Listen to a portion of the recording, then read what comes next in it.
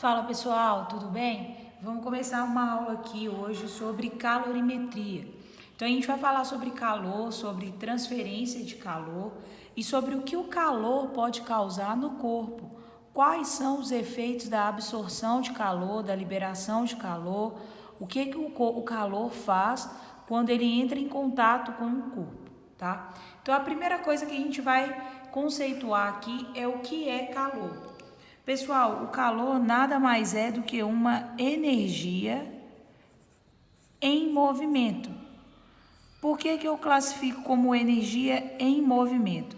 Porque o calor é um tipo de energia que flui entre os corpos. O calor ele é absorvido do meio por um corpo, por exemplo, num dia em que a temperatura está alta, a sensação que a gente tem é que está quente, né? A sensação que a gente tem é que a gente está suado o dia inteiro. Por quê? Porque o nosso corpo está absorvendo o calor do meio, a gente está trocando calor com o meio o tempo inteiro.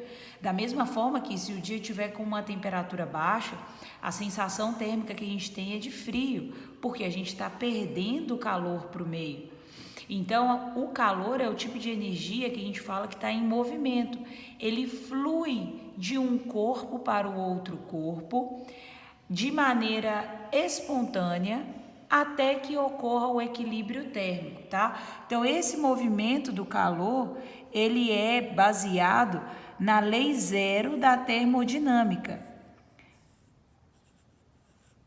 Então, a gente falou, se você não assistiu, né, a aula sobre termometria, dá um pause aqui nessa aula, corre lá na termometria e volta, porque a gente falou um pouco sobre lei zero lá. Então, o calor é essa energia, né? E esse calor, ele pode ser usado de duas maneiras dentro de um corpo.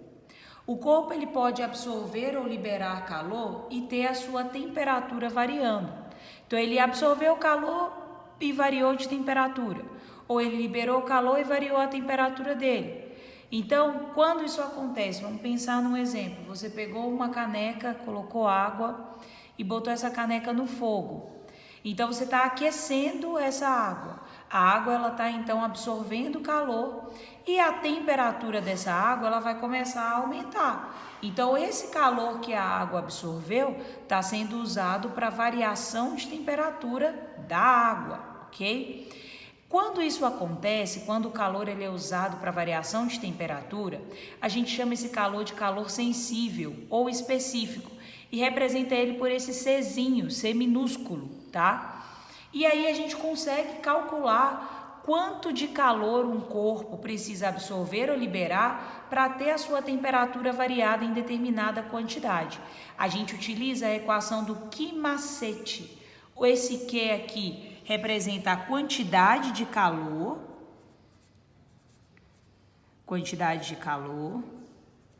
Esse M aqui é a massa. O Czinho é o calor específico. Cada material tem um valor específico de calor, né? De calor específico. Então, a água vale 1 cal por grama grau Celsius. O gelo vale 0,5 cal por grama grau Celsius. O alumínio vale 0,11 e assim por diante. Cada material tem um valor de calor específico para poder ser utilizado. E esse delta Tzão aqui é a variação de temperatura. Então, por exemplo, a temperatura inicial era 20 e a temperatura final foi 50. Então, quanto que foi a variação? 50 menos 20, 30. Você vai substituir aqui. Então, pela equação do Q-macete, a gente consegue calcular quanto de calor o corpo precisou absorver ou liberar para variar a temperatura em determinada quantidade. Só que a gente consegue achar mais coisa aqui também. Pode ser que o exercício te dê a quantidade de calor e te pergunte qual foi a massa que foi utilizada ali. Você consegue achar a massa aqui. Ou o exercício te dá a quantidade de calor, te dá a massa, te dá a variação de temperatura num gráfico, por exemplo, e te pergunta qual é o calor específico da substância. Ou o exercício te dá a quantidade de calor, a massa, o calor específico e te pergunta qual foi a variação de temperatura que o corpo sofreu. Então, a gente tem essa primeira funcionalidade do calor, né? O que a gente tem que lembrar? Quando esse calor aqui, ele é positivo, quer dizer que o meu corpo absorveu calor. Então, o exercício fala lá que o corpo absorve calor ou que o corpo retém calor, esse Q aqui é positivo. Agora, se o exercício te fala que o corpo liberou calor, quer dizer que o Q é negativo, ok? Então, se você fez uma conta lá, achou um Q negativo, é possível que isso aconteça, se o seu corpo estiver liberando calor. Quais são as unidades de medida? Gente, quem manda na unidade de medida é o calor específico. Então, o calor específico, ele pode estar em calorias por graus Celsius. E aí, ó, você vai ter o seu calor em calorias, a sua massa vai ter que estar em gramas e a sua variação de temperatura vai ter que estar em graus Celsius. Agora, se o seu calor específico tiver em joules por quilograma Kelvin, então o seu calor aqui vai estar em joules, a sua massa vai ter que estar em quilos e a sua variação de temperatura vai ter que estar em Kelvin. O que é muito bom a gente lembrar? A variação de temperatura na escala Celsius é igual à variação de temperatura na escala Kelvin. Então, se na escala Celsius a variação foi de 5 graus, na escala Kelvin também vai ser 5. Então, essa variação de temperatura aqui, ó, indiferente se for Kelvin ou Celsius, se a gente estiver trabalhando com a variação da temperatura, a variação de temperatura na escala Celsius e Kelvin é a mesma, tá? Então, ó, a primeira funcionalidade, o calor, ele pode ser usado para o corpo variar de temperatura, seja para aumentar a temperatura ou diminuir a temperatura. Agora, o calor também pode fazer o corpo mudar de estado físico, ou seja, ele vai mudar de fase, ele está líquido e vai virar gasoso, ou ele está sólido, vai virar gasoso, ou ele está gasoso e vai virar líquido. Então, ele está mudando de estado físico. Esse tipo de calor a gente chama de calor latente e representa por esse L aqui, ó, tá? Como que a gente calcula a quantidade de calor na mudança de fase? Pelo quimolesa. Esse Q aqui é a minha quantidade de calor. Todo o Q vai ser quantidade de calor. Esse M é a minha massa. E o L é o meu calor latente. Novamente, cada transformação, né, vai ter um valor de calor latente específico. Então, por exemplo, para a água, o calor latente dela de fusão, né, que é quando sai do sólido e vai para o líquido, vale 80 cal por grama. O calor de vaporização, latente de vaporização, é 540 cal por grama. Então, cada material vai ter um valor, né, de calor latente, e aí o exercício vai te dar ou vai te dar condições de calcular, né, aquele valor de calor latente ali, tá bom?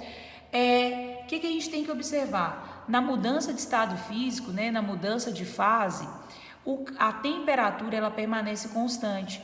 É por isso que no cálculo não tem temperatura, não tem variação de temperatura para mudança de estado físico, porque a gente vai considerar que na mudança de estado físico a temperatura permanece constante, ok? Novamente, quem vai mandar nas unidades de medida aqui? O valor do L. Se o seu L tiver em calorias por grama, quer dizer que o seu calor tem que estar em calorias e a sua massa tem que estar em gramas.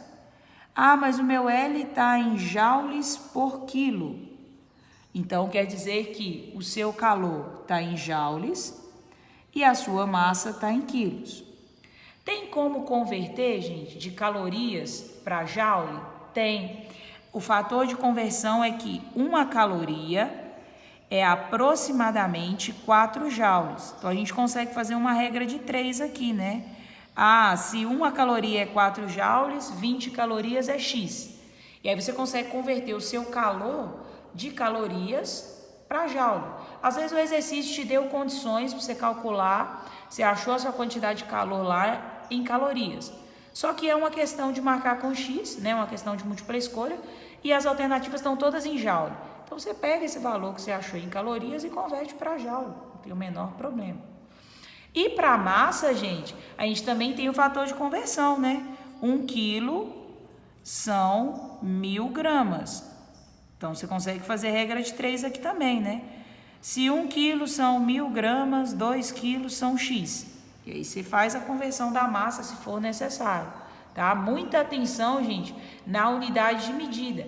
É a unidade de medida que vai determinar para a gente, né? Que vai dizer qual tipo de conta que a gente vai fazer e... Às vezes, você está fazendo o raciocínio correto, você fez a conta certinha. Eu quero calcular lá a quantidade de calor para variação de temperatura, substituir os dados no que macete e tal, só que você não converteu. Aí o calor estava em calorias, mas você foi lá e botou a massa em quilos. Vai errar a questão de bobeira, né? Porque se o calor está em calorias, a sua massa tem que estar em gramas e a sua temperatura em graus Celsius, né? Então, fica muito atento à unidade de medida, tanto do C, que é o calorzinho específico, e também do L, do calor latente, porque é a unidade de medida dessas duas constantes que vai te dizer em qual unidade de medida os demais valores, as demais variáveis da equação vão estar. Então, fiquem atentos a isso. Se necessário, façam as transformações antes de substituir na equação, tá? A gente não faz transformação depois. Então, faz a transformação antes, salvo exceção de você ter calculado toda a sua quantidade de calor em calorias, porque era mais fácil, e na hora da resposta ele está pedindo em joules. Aí tudo bem, você vai lá e converte só o calor. Mas para substituir na equação, as unidades já têm que estar adequadas, já tem que estar dimensionada de forma correta. Você não pode substituir um calor aqui em joules e manter a sua massa em gramas, por exemplo. Não faz sentido, tá? Então, presta muita atenção nisso aí para não acabar errando o exercício de bobeira. Então, toda vez que a gente estiver trabalhando com calor, o que você vai pensar? Que esse calor ele vai fazer duas coisas no corpo. Ou ele vai variar a temperatura do corpo, e aí a gente vai trabalhar com o que macete, ou ele vai fazer aquele corpo mudar de estado físico e a gente trabalha com o que moleza. Ou pode ser os dois, o corpo pode variar a temperatura e mudar de estado físico, tá? Então, você pode precisar fazer os dois cálculos para uma mesma situação. Uma outra coisa que a gente pode calcular para os corpos é a capacidade térmica. Gente, a capacidade térmica é representada por Czão. Esse Czão aqui, que é a capacidade térmica, é a razão, né? É a divisão entre a quantidade de calor, Q, e o ΔT, que é a variação de temperatura. Nada mais é do que quanto de calor que você precisa para o seu corpo variar a temperatura em 1 grau Celsius. É isso que significa a capacidade térmica do corpo. O que a gente tem que pensar? A capacidade térmica e a temperatura aqui, olha, são grandezas que são inversamente proporcionais. Por quê? A capacidade térmica está no numerador, em um membro da equação, e a variação de temperatura está no denominador do outro membro da equação. Ah, mas o que isso tem a ver? O que isso tem a ver é o seguinte: se o meu corpo apresenta uma capacidade térmica alta, eu vou precisar de uma baixa variação de temperatura para ele. Se o meu corpo tem uma capacidade térmica baixa, ele tem uma alta variação de temperatura, ok? Então, vamos imaginar aqui a capacidade térmica, vamos supor, da areia da praia. A capacidade térmica da areia da praia, você precisa pensar, é alta ou é baixa? Vamos imaginar de dia, se você está lá na praia, você anda na areia, descalço, o que acontece? Provavelmente você vai queimar seu pé, porque a temperatura da areia está alta. Ou seja, ela sofre uma variação de temperatura muito alta. Então, quer dizer que a capacidade térmica da areia é quê? É baixa, é fácil de fazer a variação de temperatura dela. Do contrário, é a água. A água, ela demora para aquecer, tanto é que durante o dia, geralmente você está lá na praia, a água do mar está gelada ainda. Porque por mais que ela está recebendo muita incidência solar, a quantidade de calor que eu preciso de absorver para poder variar a temperatura da água é muito grande, né? Ela tem um calor específico alto. Então, a capacidade térmica dela, é baixa, não varia muito. Mas, em compensação, à noite, se você chegar na praia de noite, está ao contrário. A areia vai estar gelada E a água vai estar quente, porque todo o calor que a água absorveu durante o dia vai estar sendo liberado, tá? Então a gente consegue calcular a capacidade térmica para uma série de coisas. O que geralmente a gente olha muito a capacidade térmica? Quando você vai comprar qualquer garrafa, por exemplo, eu quero comprar uma garrafa de café. Qual é a capacidade térmica dessa garrafa? Quanto tempo ela consegue manter o meu café aquecido dentro dela? Isso está relacionado à capacidade térmica do corpo, tá?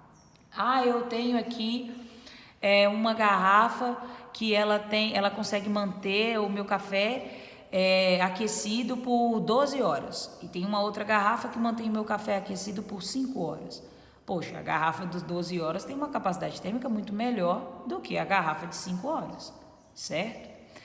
E aí, pessoal, eu coloquei aqui um exemplo para a gente entender como que a gente vai aplicar essa ideia do que macete, do que moleza, o que a gente calcula, o que a gente não calcula. Eu tenho uma massa de 10 gramas, tá? Ela está na temperatura inicial, uma massa de água de 10 gramas. Ela está na temperatura inicial de menos 10 graus Celsius e eu quero que ela chegue à temperatura de 120 graus Celsius. E eu quero calcular quanto de calor eu preciso fornecer para que isso aconteça.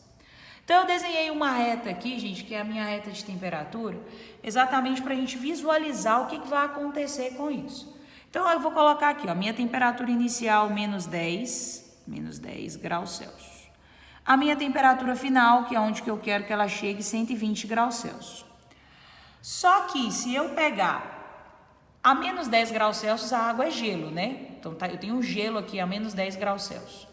Para ele chegar em 120 graus Celsius, vai acontecer muita coisa com esse gelo. Ele não vai chegar na forma de gelo em 120 graus Celsius. O que vai acontecer? Quando chegar em 0 graus Celsius, eu vou ter uma mudança de fase. O meu gelo vai virar água, porque aqui é a minha temperatura de fusão. E quando chegar em 100 graus Celsius, a minha água vai virar vapor ou gás, porque é a minha temperatura de ebulição. Então, olha o que vai acontecer aqui, olha. Primeiro, de menos 10 até 0, eu vou precisar variar a temperatura, eu vou precisar fornecer calor para esse gelo. Então, aqui, ó, eu vou precisar calcular um quimacete. Quando chegar no 0, o que vai acontecer com a água? Ela vai mudar de fase, o gelo vai virar água. Então, se mudou de fase, o calor que eu vou calcular aqui é o quimolesa. Massa vezes o calor latente. Aí ela vai virar água líquida. Ela vai permanecer na forma líquida até chegar em 100 graus Celsius. Só que para ela chegar em 100 graus Celsius, eu vou ter que ir fornecendo calor. E esse calor vai variar a temperatura da água, para que ela saia de 0 graus e chegue em 100 graus Celsius. Então, de 0 até 100, eu tenho um outro quimacete. Só que agora eu tenho o quimacete da água. Aqui eu tive um quimacete com o calor específico do gelo. Aqui eu vou ter um quimacete com o calor específico da água. Quando chegar em 100 graus Celsius, o que vai acontecer? Ela vai mudar de fase de novo, porque ela vai virar vapor ou gás. Então, eu vou ter outro quimolesa aqui. E agora, para ela sair dos 100 graus Celsius e chegar no 120, que é o que eu quero, eu preciso variar a temperatura dela de novo, eu preciso continuar fornecendo calor. Então, eu vou ter outro quimacete aqui. Só que esse quimacete é com vapor de água. Então, presta atenção, por que eu escrevi essa reta aqui? Porque fica mais fácil de visualizar o que está acontecendo. Quais são as transformações que estão acontecendo? Porque às vezes você pensa assim, de menos 10 até 120 eu vou fazer um quimacete e pronto. Mas no meio do caminho, muita coisa pode acontecer. Então, fica bem atento quando o exercício estiver te falando sobre isso. Se ele te falar qual é a temperatura de fusão do corpo, ou se ele te falar que o corpo fundiu a determinados graus Celsius. Se for a água, ele não vai te falar se fundiu ou não, se ebuliu ou não, porque parte do pressuposto que você já sabe. Que se a água passar por 0 graus Celsius, ela vai mudar de fase, e se ela passar por 100 graus Celsius, ela vai mudar de fase. Então, agora aqui ficou muito fácil da gente fazer essa conta, ó. Esse primeiro quimacete, eu vou pegar a massa, que é 10. O calor específico que eu vou usar aqui é o do gelo, que é 0,5, né? Porque de menos 10 até 0 eu ainda estou em 0,5. Qual foi a variação de temperatura? É a final, que é 0, menos a inicial, que é menos 10. 0 menos menos 10 vai dar 0 mais 10, que é 10. Quando chegou no 0, eu tive uma mudança de fase. Então, vai ser a minha massa, que é 10 gramas, vezes L. Qual L? O meu calor latente aqui, de fusão, que é 80 cal por grama, no caso da água, tá? O exercício tem que te dar. Aí, para a água sair de 0 graus Celsius e chegar até 100, ela variou a temperatura de novo. Então, o nosso macete aqui vai ser a massa, que é 10, vezes o calor específico agora da água, que é 1 cal por grama graus Celsius, vezes a variação de temperatura, que é a final, 100, menos a inicial, que é 0. Então, vezes 100. Mais, chegou no 100, ela mudou de fase. Então, eu vou ter a massa, que é 10, vezes o calor de vaporização da água, que é 540. Mais, de 100 até 120, variou a temperatura de novo. Outro macete. Então, a minha massa é 10. O meu calor agora é o de vaporização, que é 1,5. Vezes a variação de temperatura, que é a final, 120, menos a inicial, que é 100. Então, aqui vezes 20. Agora é só a gente calcular, né? Só terminar a conta, ó. 10 vezes 0,5 dá 5. Vezes 10, 50. Mais 10 vezes 80, 800. Mais 10 vezes 1, 10. Vezes 100, 1000. Mais 10 vezes 540 dá 5.400, mais 10 vezes 1,5 vai dar 15, vezes 20 dá 300. Vamos fazer esse somatório aqui, então. Ó, 5.400 mais 1.000 dá 6.400. 6.400 mais 800 vai dar 6.400, vai dar 7.200.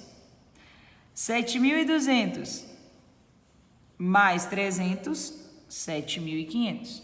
Com mais 50, 7.550 calorias.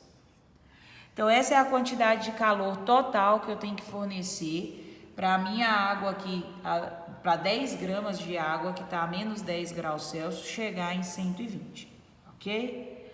Pessoal, fiz esse exemplo aqui, mas existem várias outras contas, outros exemplos que a gente pode fazer relacionado a isso. O que é importante vocês gravarem é que se o meu corpo variou a temperatura, eu estou trabalhando no macete. Se o meu corpo mudou de estado físico, eu trabalho no moleza, ok? Pessoal, então é isso. Espero que vocês tenham curtido. Até a próxima aula. Valeu!